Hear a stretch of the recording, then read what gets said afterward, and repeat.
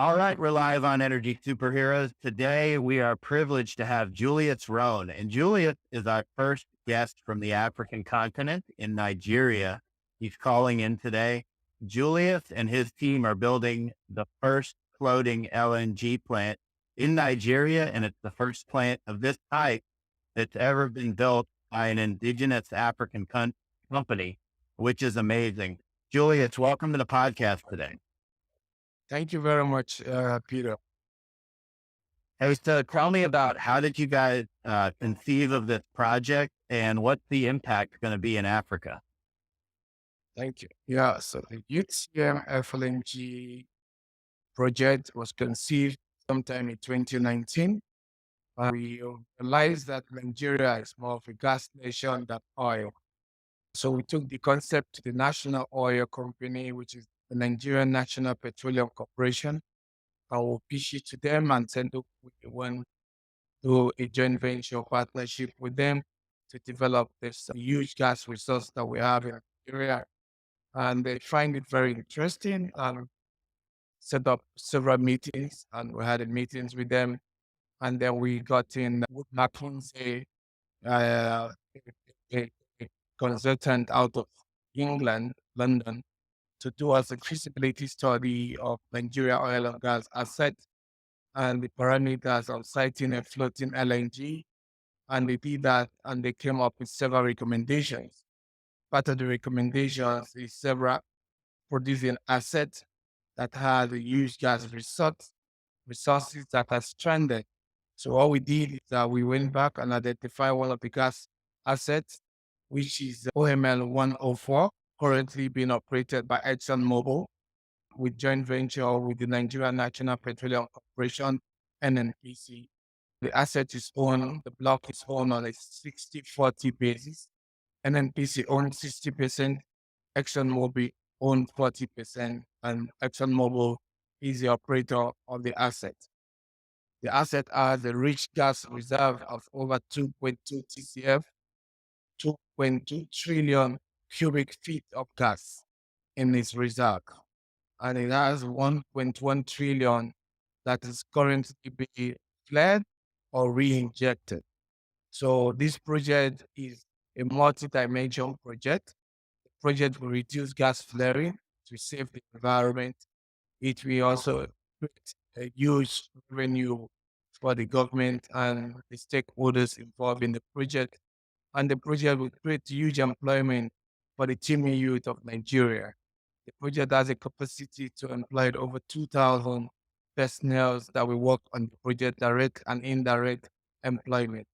So we have progressed the project and we look at what is the way to achieve this project. We went for the world best engineering companies in the world. In the world today, you have 7 floating LNG. And out of the 7 floating LNG, a consortium between Japan Gas Corporation and Technip Energy of Paris, they built 5 of the floating FLNGs in the world. They built the biggest floating FLNG in Australia called the Prelude. They built 2 floating LNG for the Malaysian National Oil Company. They just finished one that was deployed now to Mozambique in Africa called that was 3.5 million ton per annum floating LNG. So the company between the consortium of Technip and Japan Gas Corporation, JGC, they have over 60% of the total world LNG capacity built by the both companies. So we went for the very best in the world to ensure that we have the best technology. And we did not stop there.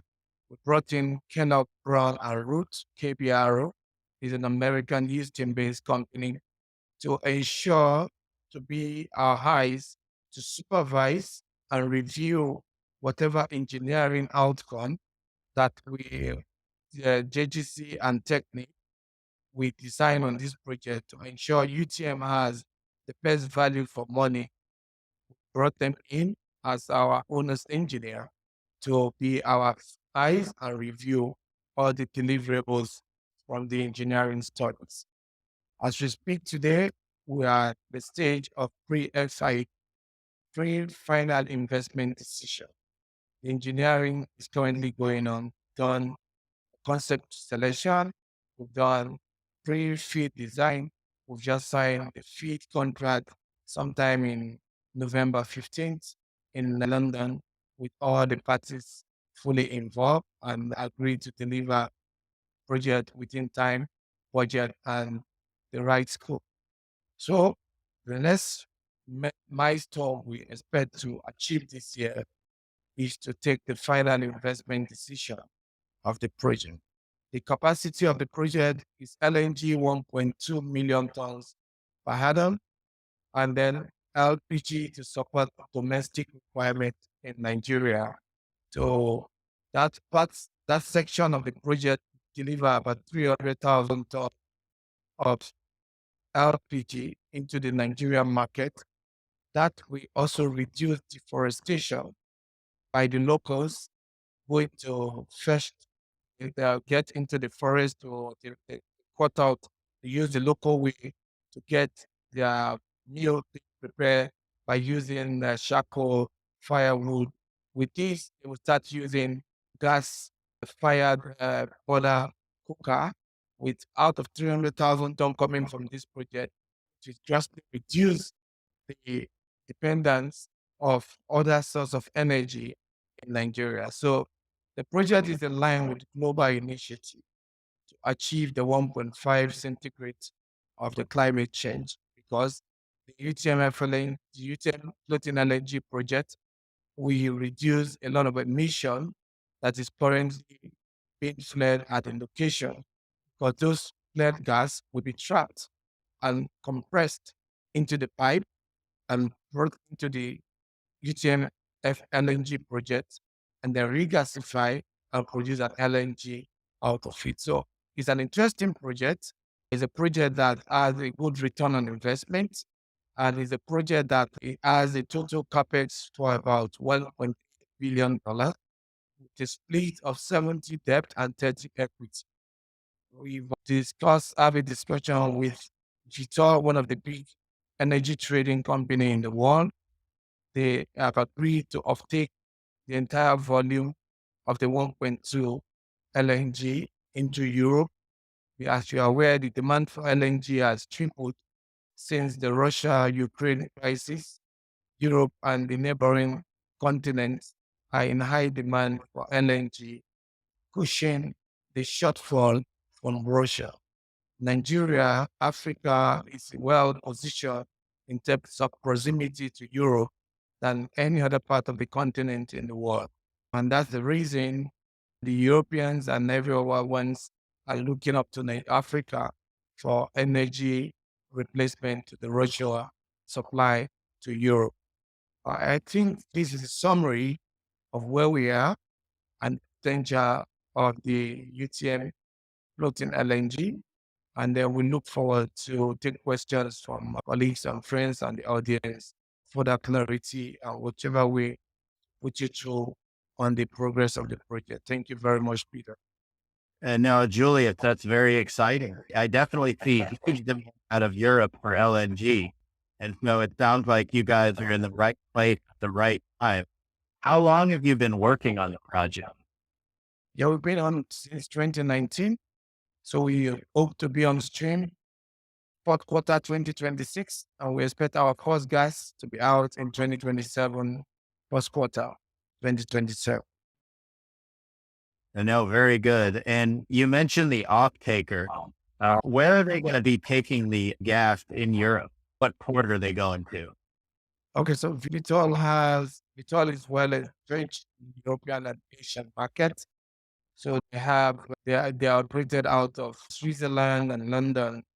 But the good thing is that there are so much demand in Germany, there's so much demand in Spain, there's so much demand in England as well.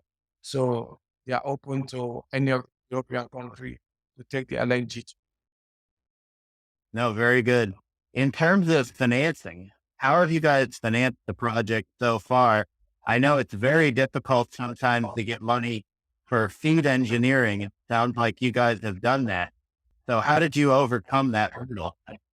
That's you seem to be very familiar with the project development cost. UTM is shadowing those costs. I we we are a commodity company currently doing trading on Nigerian crude oil, and they will bring in a refined product into the country. We're currently doing services with ExxonMobil, Total, Ajib, and a couple of international majors in country. We provide logistics support for them. We provide vessels that take care of their platform requirement.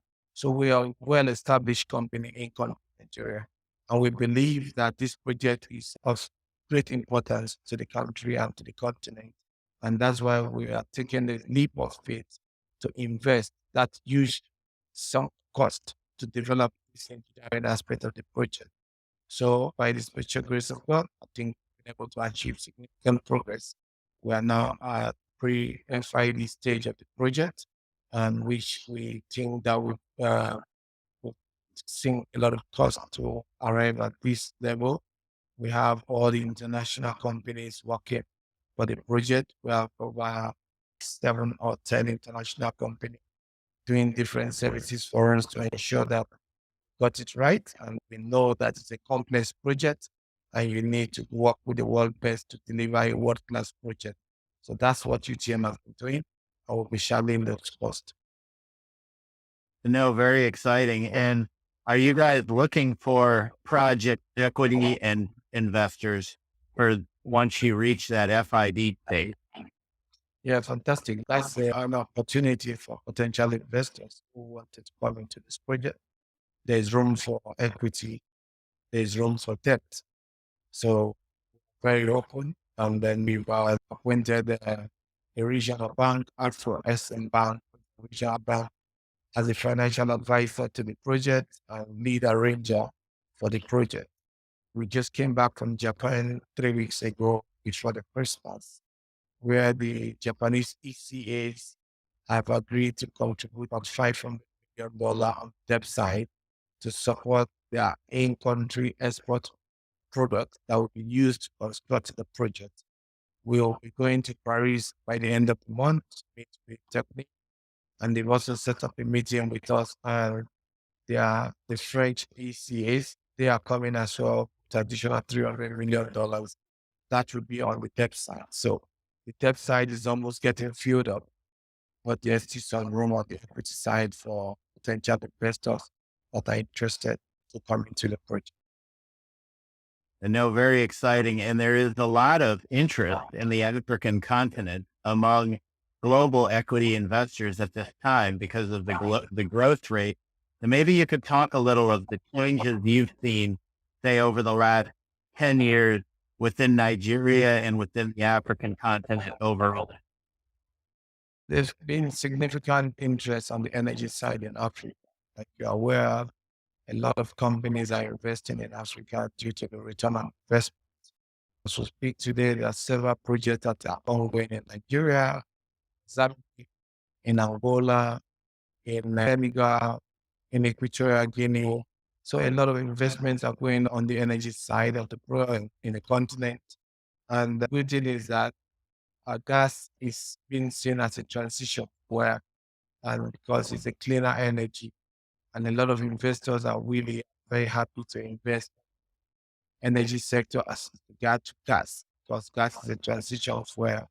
And you can see the demand has gone up in terms of pricing. And there's a forecast that also say the demand of gas will continue to go up because the one is trying to move out from coal. And when you're moving out of coal, the alternative to that is gas. So that puts more pressure on several gas projects that will come on stream. Going on with the several projects that are going on, the demand for gas between now and 2030, 35 was still in a very high demand. So I believe this is the time for investors to get into these opportunities that are all available within the African space. Nigeria in particular, we have over 200 trillion cubic feet of gas that's required to be developed. The good thing is that the technology has been proven, the floating LNG has been proven, is working and is currently working. We have a couple of them in Africa. As we speak, we have 4 floating LNG in Africa. So we believe that this is the right time for investors to cash in the boom in Africa, most especially Nigeria. The climate is very good. Government has just declared a decade of gas development in Nigeria, which comes with a lot of incentives for investors like us who are putting in such huge capital to develop such kind of project.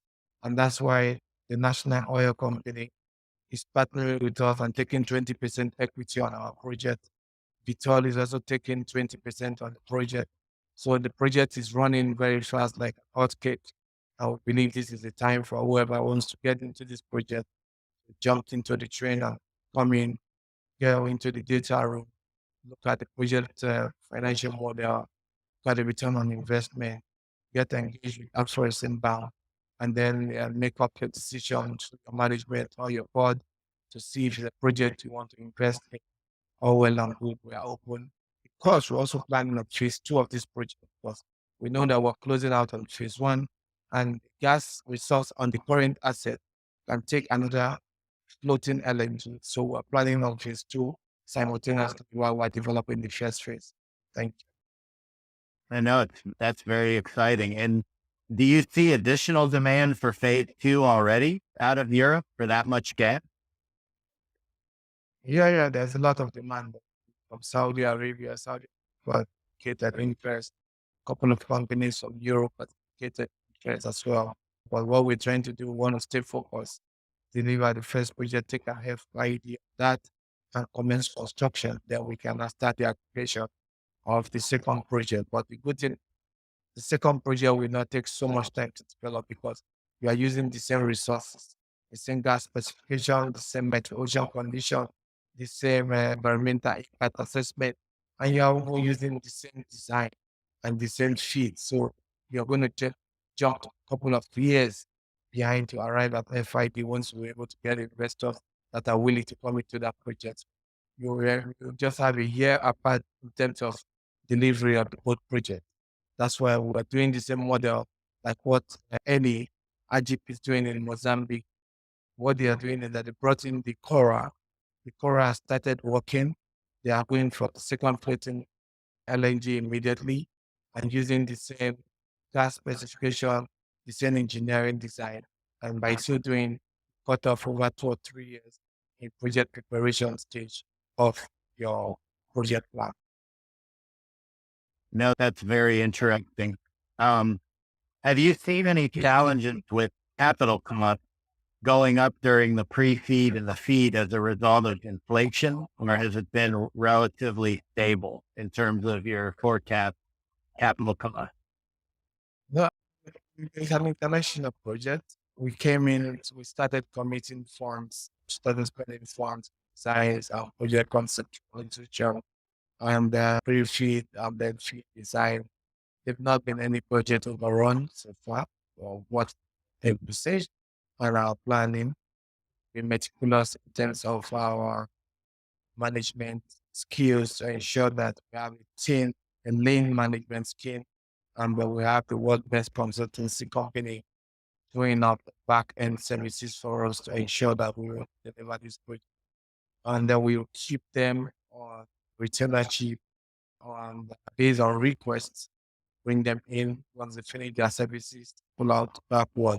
So it allows us a lot of flexibility to bring in services that are required very much to take the project to the next step. So I believe we are running within the project framework of the project, less inflation, less project expectation so far. We're working within budget on time. So we're very much on schedule.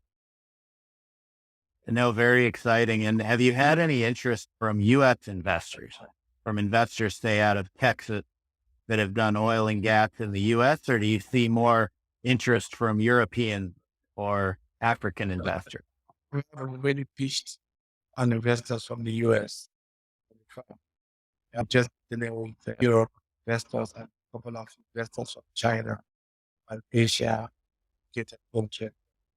On the side of the US, we have already going to the market to discuss with potential investors, but we're open to further discuss, further engage any potential investors that are interested. This is like look, and it's done with international best practice. It's a project that everybody can fix here at any point of time, but we are very open to have engagement. We have potential investors, US, that's a great opportunity to explore. Yeah, one thing I'll point out is that the US has reduced GHG emissions faster than any other country over the last 10 years. And the main reason is because moving from coal to gas. So a lot of people don't think about as energy transition, but gas has actually been the most effective energy transition fuel in the US market so far.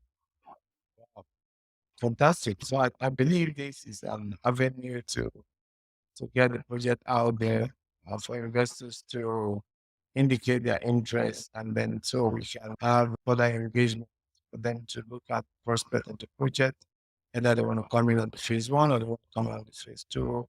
It's the right platform to project there into the US market for potential investors to look at opportunities and then return on investment. And then vis-a-vis other continent, I believe African continent gives good return to investment and secure investment. And the good thing is that there is no currency risk on this project because you're earning the US dollar in terms of LNG export. So I believe that the project is available for potential investors.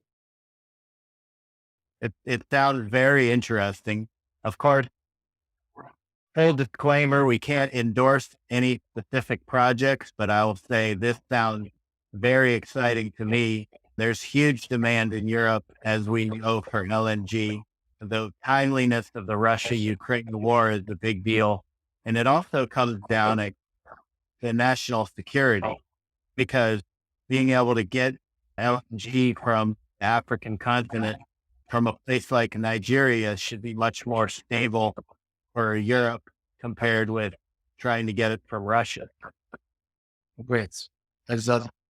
And then the proximity to Europe in less than 2 weeks, Europe. So in 14, 12 days, you're in Europe from Nigeria. So it's quite strategically, geographically positioned to bridging that gap of demand from LNG. That's why everyone is looking up to Africa for the replacement of the lost value from Russia. No, very interesting. Let's transition and just talk a little bit about Nigeria and Africa in general. We have never had a guest before from Nigeria. So tell us about the country, how it's progressing, what's life like there, what do you do for fun? Tell me about Nigeria. Yeah, Nigeria has the Washington, which is the federal capital, which is Abuja. And then Nigeria has the New York, the commercial hub, which is Lagos. And Lagos is the bubbling city, 24 hours city. Then Lagos never go to sleep, just like New York. Abuja is the city where you have the government presence, just like Washington. And every weekend, most of the government officials come to town to go to their respective state. But Abuja is more serene in terms of cleanliness and in terms of infrastructure development. Abuja is very much an advanced stage. Nigeria, we have a lot of relaxation spots in terms of you have good restaurants, you have hotels, five-star hotels to check in if you want to go out on the weekend, take out the time to rest with your family, out for the busy schedule from Monday to Friday. There's a lot of hotel. You have the Hilton, you have Marriott, you have all the big brands in Nigeria, and you have resorts to go to if you want to go to a resort in Lagos. The resort that you can go to with the beach houses, and you almost like we're in Florida, because you've seen a lot of yachts all over the places at the quayside. Lagos Lagoon, beautiful yachts that has all expensive designs. They're all brought in from Europe, America. So Nigeria is, I would like to visit Nigeria. I want you to come, take out the time to come and spend 1 or 2, 3, or 5 days in Nigeria so you can see what the city like, what the continent like. And South Africa is another beautiful country in the continent. And a lot of other places to visit, historic sites, good museums, and we have wonderful cinemas. So I believe the world is now a community. Whatever happens in America in less than 5 seconds, you feel it in Nigeria. So we're more informed in Africa than guys in America because we travel a lot, but you don't travel. I've been to Florida over 50 times. I've been to the Keys, I've been on yachts, done on cruise to the Bahamas. So we go, Nigeria travel a lot. Or you in America, you don't travel a lot. You just go within America. I guess if you don't have a passport, you know, That is true. I travel a lot in America and Europe, a little bit I've been to Dubai, I've been to on my list. okay, so you need to visit Africa. So whereabouts are you in now in Florida? Are you in Miami or somewhere else? I'm in a little town called Jupiter, which is north of Palm Beach, the southeast coast. Jupiter is fantastic, beautiful town, small, not very well known, but starting to make a name for itself. We have Tiger Woods and we have Michael Jordan. So that put us on the map as a town. Wow, that's good. So hopefully, how far it is from From like Bahamas? from Miami, Yeah, from Miami. Yeah. North Miami, Bal Harbor. We're about an hour and 20 minutes from there. Okay, good. Oh, So not too far. We spend a lot of time on boats here. yes, so we look forward to come and have a lunch with you whenever I'm in Miami. Yeah, for sure. Let me know when you're in town and we'll make it happen. Okay, so please send me your personal phone information so I can have you on the WhatsApp, and then I'll keep you updated on the progress of our project as we move forward. No, very exciting. So I'm just going to do our outro. It's been really a pleasure, Julius, to have you on. We've had Julius Rone, and he is the group CEO of UTM Group. And UTM Group has invested heavily in building an exciting floating LNG project in Nigeria. And this first type of project like this that's being developed by an indigenous African country, which is amazing. So, Julius, best of wishes to you, rounding out your financing. And we look forward to pictures of the project and drone videos when it's live and operational. Thank you for being on today, Julius. Thank you very much, Peter. I look forward to connect with you, and I'll keep you updated as we progress on the project. And like you said, we look forward to invite you when we're ready to go into operation or during the construction phase. We can visit the yards for you to see the progress of the project, and then do tell the podcast on board the FLNG. Thank you very much, and I look forward to Thank you, Julius.